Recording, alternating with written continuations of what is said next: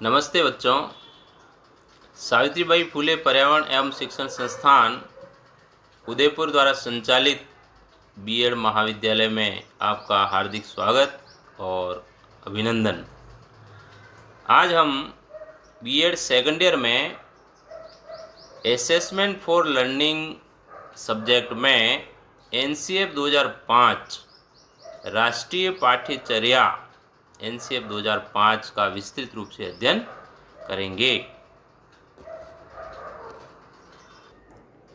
राष्ट्रीय पाठ्यचर्या एनसीएफ 2005 यानी कि नेशनल करिकुलम फ्रेमवर्क 2005 की रूपरेखा हम जानते हैं कि राष्ट्रीय पाठ्यचर्या की रूपरेखा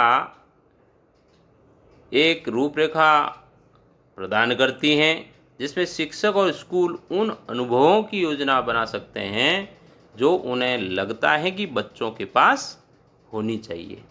तो बच्चों, राष्ट्रीय शैक्षिक अनुसंधान और प्रशिक्षण परिषद की कार्यकारिणी ने 14 एवं 19 जुलाई को की बैठकों में राष्ट्रीय पाठ्यचर्या को संशोधित करने का निर्णय माननीय मानव संसाधन विकास मंत्री द्वारा लोकसभा में दिए गए व्यक्तित्व के अनुसरण में लिया गया। मानव संसाधन विकास मंत्रालय के शिक्षा सचिव ने परिषद को एक पत्र द्वारा जो 1993 की शिक्षा बिना बोझ के जो रिपोर्ट थी, रिपोर्ट की रोशनी में विद्यालय शिक्षा के लिए राष्ट्रीय पाठ्यचर्या की रूपरेखा जो एनसीएफ 2000 की जो था उसकी समीक्षा की उसमें आवश्यकता व्यक्त की गई।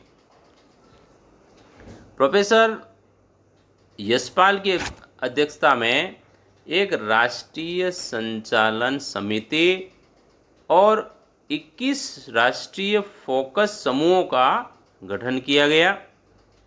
इन समितियों में उच्च शिक्षा संस्थानों के प्रतिनिधि, राष्ट्रीय शैक्षिक अनुसंधान और प्रशिक्षण परिषद के अकादमिक सदस्य, स्कूल के शिक्षक और गैर सरकारी संगठनों के प्रतिनिधि सदस्यों के रूप में बच्चों इसमें शामिल हुए। तो बच्चों, अपन ये देख रहे हैं कि किस तरह से इसकी शुरुआत हुई। तो इसमें हम आगे देखते हैं कि देश के प्रत्येक हिस्से में इस मुद्दे पर विचार विमर्श एवं चिंतन किया गया। मैसूर, अजमेर, भुवनेश्वर, भोपाल और शिलांग में स्थित परिषद के क्षेत्रीय शिक्षा संस्थानों में भी क्षेत्रीय संगोष्ठियों का बच्चों उस समय आयोजन किया गया। राज्यों की शैक्षिक अनुसंधान और प्रशिक्षण परिषदों और परीक्षा बोर्ड के सदस्यों से विचार विमर्श किया गया, क्योंकि एक बहुत बड़ा परिवर्तन था ये। इसके लिए पहले से ही ये सब रूपरेखा बनाई गई। ग्रामीण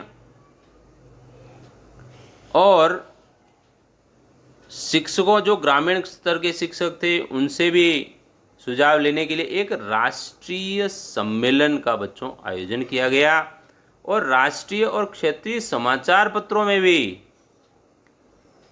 विज्ञापन दिए गए, जिससे लोग नई पाठ्यचर्या के बारे में अपनी राय दे सकें।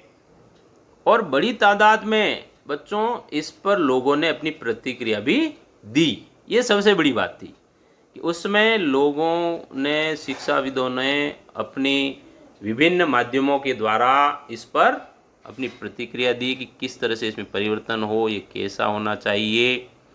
तो बच्चों, हम इसमें आगे बढ़ते हैं।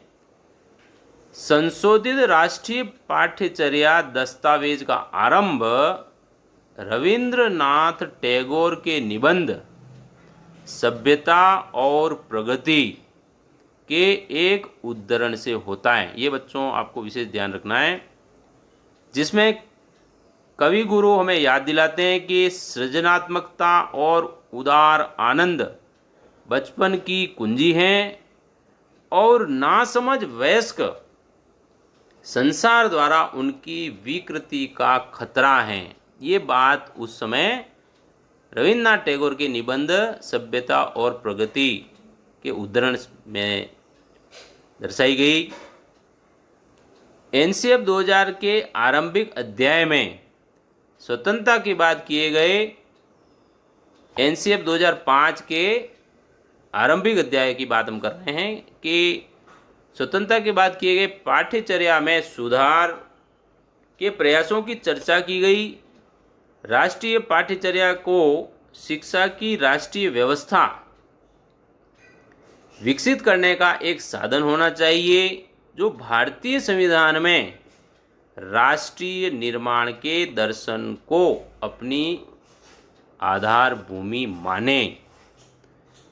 जो इसकी कार्य योजना थी 1992 में, उसमें प्रासंगिकता, लचीलापन और गुणवत्ता के तत्वों पर जोर देते हुए इसके दायरे को बच्चों और अधिक विस्तृत किया गया। तो बच्चों, इसमें मुख्य रूप से शैक्षिक उद्देश्य, शैक्षिक अनुभव, शैक्षिक संगठन और शिक्षार्थी का आकलन जैसे 4 मुद्दों को इसमें प्रमुख रूप से संबोधित किया गया। एनसीएफ पाठ्यचर्या और पाठ्यक्रम से अलग हैं। यह शिक्षा के विभिन्न पहलुओं पर दिशा निर्देश प्रदान करता है और इसमें मुख्य रूप से बच्चों, इससे पहले जो एनसीएफ व्यवहारवादी मनोविज्ञान पर आधारित था, लेकिन एनसीएफ 2005 जो है रचनात्मक सिद्धांत पर आधारित हैं। बच्चों, ये थोड़ा सा इसमें डिफरेंस हमको देखने को मिलता है कि पहले वाला जो था वो एनसीएफ 2000 वो व्यवहारवादी था, लेकिन यह रचनात्मक सिद्धांत पर आधारित हैं। अब इसमें हम एनसीएफ 2005 का विकास कैसे हुआ उस पर चर्चा कर रहे हैं बच्चों। कि एनसीएफ 2005 टैगोर के, जैसे मैंने पहले बताया है कि टैगोर के निबंध सभ्यता और प्रगति के उद्धरण से इसकी शुरुआत हुई है। जो मैं याद दिलाता है कि बचपन में रचनात्मक भावना और उदार खुशी एक कुंजी है, जिसमें से दोनों को एक नासमझ वयस्क समाज द्वारा विकृत किया जा सकता है।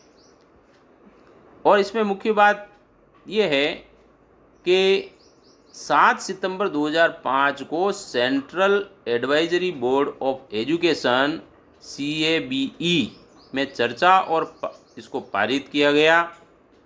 शिक्षा पर राष्ट्रीय नीति ने शिक्षा की गुणवत्ता में सुधार के लिए शैक्षिक प्रौद्योगिकी की आवश्यकता पर बल दिया गया और इस नीति ने 2 प्रमुख प्रायोजित योजनाओं, शैक्षिक प्रौद्योगिकी और कंप्यूटर साक्षरता। बच्चों, कंप्यूटर साक्षरता जो है वो उसकी शुरुआत एनसीएफ 2005, जो आज का हम जो समय देख रहे हैं, इसकी शुरुआत उस समय से करने का प्रयास जो किया गया है वो हम आज की परिस्थिति में भी देख रहे हैं।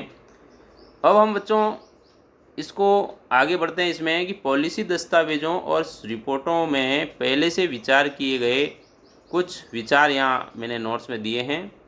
ज्ञान को स्कूल के बाहर के जीवन से जोड़ना, यानी कि जो हमारा जो ज्ञान है उसको स्कूल के अनुभव, हमारे पूर्व अनुभव के साथ जोड़ना। पढ़ाई में रटने की विद्या नहीं होनी चाहिए। जो रटंत प्रणाली बच्चे अपनाते हैं वो स्थायी ज्ञान नहीं होता है। उसके बाद में हम देखें कि कक्षा की शिक्षा और परीक्षा को एकीकृत करना और इसे अधिक लचीला बनाना। उसके बाद बच्चों के समग्र विकास के करने के लिए पाठ्यक्रम को समृद्ध बनाना, ताकि यह पाठ्य पुस्तकों से अतिरिक्त हो, बच्चे और अधिक सीख सकें और एक ऐसी पहचान को उनमें विकसित करना, पोषित करना, जिसमें देश की लोकतांत्रिक राजनीति के अंतर्गत ही राष्ट्रीय चिंताएं आए, यानी कि उसका देश के साथ भी जुड़ाव हो।